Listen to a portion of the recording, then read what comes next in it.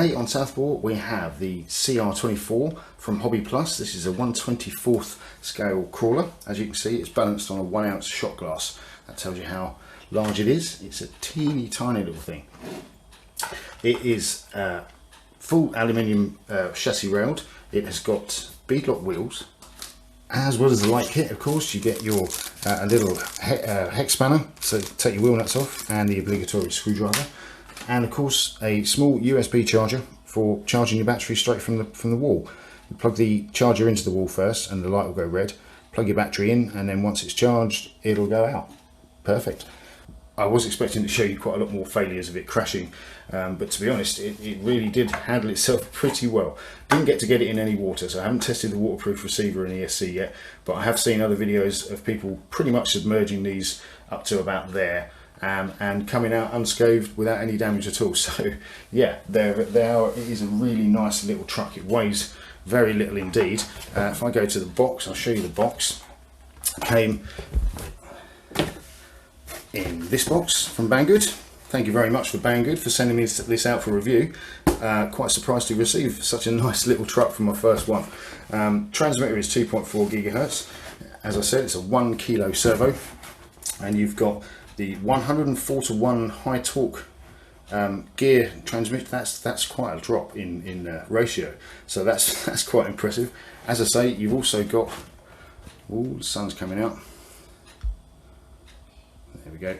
As I say, the beadlock wheels is quite a nice touch on such a tiny little car. I'll see if I can show you the locks on the back of the wheel there. There you go. You can see the little wheel nut locks there on the back of the beadlocks. So it's quite impressive on such teeny tiny little tyres, and that's a full beadlock tyre on the rear as well. So 4 teeny little push pins, 2 on the roof and 2 on the bonnet. And there's the body shell, just a plain white covered body shell. The stickers here are actually very thick plastic sheets, so I'm quite confident that I'll be able to peel those off without damaging them and respray this bodywork, so that could be coming in the future. So have a look at this. Now there is an instruction manual that comes with it. Unfortunately, the entire thing is at the moment in Chinese, because this is a brand new car. They will get English instructions out in the next batch, I'm sure. They usually do. They're very good. But all the parts lists are in English, so all your part numbers are there if you need to order anything. There you can see the different body shells at the bottom there. You can even buy clear ones if you want to have a bit of a bash and paint up your own one straight away. I'm probably just going to paint the one that's already here. There is your chassis. As you can see, weight distribution wise, you've got a nice 1 kilogram servo on the front, and then your combined ESC and receiver in the middle with your little power switch there, and then your central motor and gearbox in the center there, and then the weight balanced out somewhat with the 500 milliampere hour LiPo in the back there. So as far as balance of the chassis goes, it's actually good because you've got more weight towards the front than the back, so when you're going up hills you're not going to find that the wheels lift and it wants to fall backwards because there's too much weight on the rear, so that's quite good. Now the shocks are just plain friction shocks. As you can see, they're just sprung loaded, but they are very soft. They're not hard at all, and it's a little bit bouncy, but for the size of it, you're really not gonna. I wouldn't waste money putting oil-filled shocks on something this teeny tiny. I'm not even sure you could get oil-filled shocks for a 1/24th, but I will look into it just in case you can. It's full lock diffs on the wheels, as you can see. Diffs are locked on both wheels. These are metal gears inside. It's quite a nice. The rest of the chassis is plastic. If I turn the torch on so you can see, there we go. The rest of the chassis is plastic, but with metal gear pods and the actual arms that go into the collapsing. As you can see, they're telescopic drive shafts.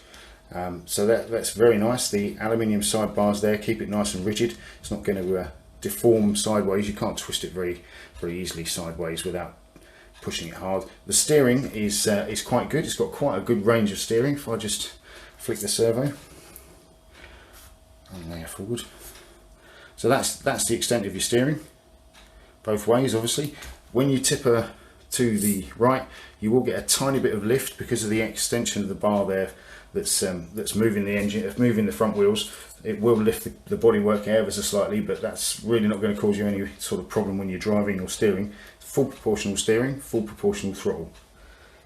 I'm recommending 45 minutes runtime from the LiPo, which is fantastic. It says it's FPV ready, which actually means it's got 2 little extra ports here. One for the light kit that comes with you, which I'll show you, and then another one for an FPV camera, should you wish to fit one. So that could be quite interesting, run a little FPV or something this tiny. The light kit that comes with it doesn't work with this particular body shell, so I'm going to have to do some slight modifications of the body shell. But you've got 2 bumpers there, obviously with a fake winch and a nice little bull bar on the front there. It sits at the front with 2 white LEDs and then red LEDs in the back section, all wired, ready to go. You can plug that straight into your ESC and you've got some lights, and you can operate those from the controller because it's got that extra little button, which is really, really nice. Right, so I'll power her on and you can have a look and see what's going on. Right, so nice little blue light on the transmitter there, ready to go. I haven't actually peeled the extra plastic off that yet. So I'll show you the steering.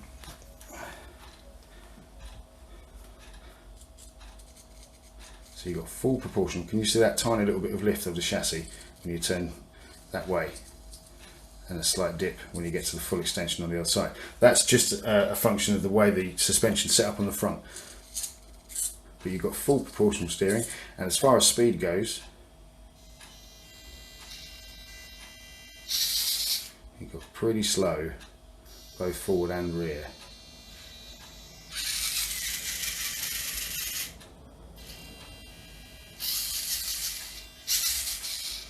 So not too bad. It is full proportional. If I hold it up, so perhaps you can have a look there.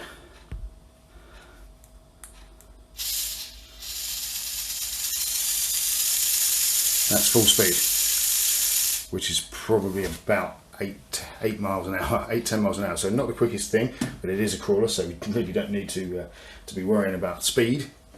As far as manoeuvrability and handling goes, as I'm going to show you a quick about a minute's worth of footage so you can have a look at what it runs like. So I'll hand over that to him in a second. But yeah, it really does perform really, really well. I was quite shocked, given the size of it. It is pretty impressive over logs and things. This will be the driving section of the unboxing and driving test video. So we're going to give her a quick run. We're in some just some woods by the side of the road, really. Lots of junk around, lots of tree branches and things. But yeah, here we go. We'll have a bit of a drive around.